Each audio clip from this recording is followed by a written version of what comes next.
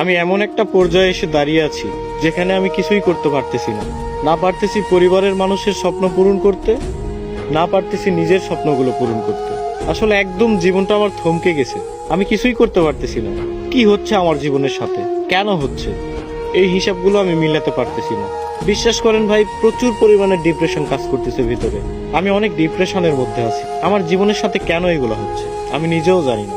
তবে একটা জিনিস কি, কোনো কিছুর হিসাব আমি মিলাতে পারতেছি না। একটা সময় ডিপ্রেশন কি জিনিস জানতাম না, এখন জানতেছি।